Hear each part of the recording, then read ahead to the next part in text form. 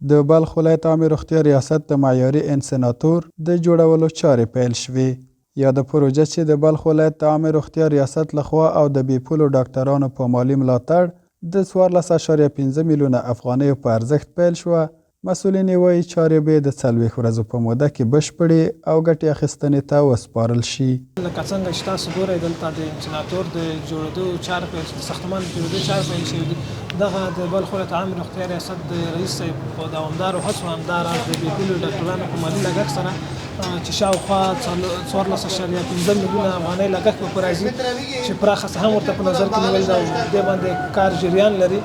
نو انشاءالله په 40 ورځو یا هم 1.5 میاشت کې به دغه کار بشپړ شي چې دغه به د بلخ عامې روغتیا ریاست همداراز د حوزوي روغتون لپاره یو ښه لاسته راوړنه وي، ځکه په دې کې دغه خزله چې راټولېږي د حوزوي روغتون همداراز د نورو جوار روغتونونو نو هغوی ټول دلته سوځل کېږي چې دغه ځای یو ډېر معیاري او په منظم ډول باندې دی تر څو ټولنه د ناروغۍ څخه وژغورل شي. د دې پروژې د ساختماني چارو مسؤل انجینر حیات الله توتاخیل وایي د معیاري انسیناتور د جوړولو ټولې چارې د نړیوالو معیارونو پر بنسټ مخ ته وړل کېږي. د هغه په وینا ټول ساختماني مواد د کار له پیل وړاندې د لابراتوار له لارې ازمویل کېږي او یوازې هغه مواد کارول کېږي چې د کیفیت او خوندیتوب معیارونه پوره کړي. دغه پروژه تقریبا داسې یو میاشت کېږي چې کارونه سټارټ شوي دي او په جریان د دې که بارندګي اقلیم تغیرات رانیسي نو یوه میاشت کې او که د اقلیمي تغیرات یا حالات راسي نو 1.5 میاشت کې زموږ پروژه تکمیلیږي. تقریبا دغه پروژه کې روزمره د 40 نه نیولې تر 15-40 نفره روزمره دلته کار کوي چې دې کې هم سکیل والا دي هم ان سکیل والا دي، مطلب ډریور ده، ماشین کار ده، فلزکار ده او د کاریګر دی روزمز. او پاتې سوه دغه چې موږ دلته ټسټونه موادو موضوع کې مواد چې دي د سټنډرډ دي میکس ډیزاین په لابراتوار کې جوړ شوی، په همغې مطابق باندې موږ مواد راوړو او دلته هم د موادو ټیسټ په ساحه کې اخیستل کېږي. د صحت عامې مربوطه انجینر او د ام اس اف دفتر انجینران دلته راځي، روزمره زموږ د هر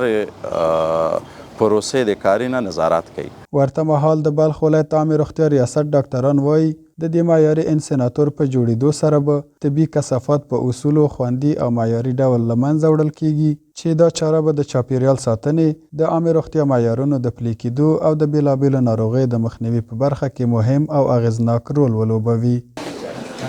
در نبودن یا سوختاندن زباله‌هایی که از آجندای خوب بخش آیپی یا وقایع از انتان می باشه، چون بهتر است در هر صحن شفاخانه یا مراکز صحی که باید یک دانه انسیناتور یا زباله‌سوز شود ایجاد شود تا ما بتانیم از انتشار امراض کنیم جلوگیری نماییم. و بهتر است که تمام زباله‌هایی که در صحن شفاخانه ها جمع آوری میشه و به آجندایی که مورد نیاز هست باید شود هدر شود و ساختانده شود، چون بسیار مفید می باشه و کسایی که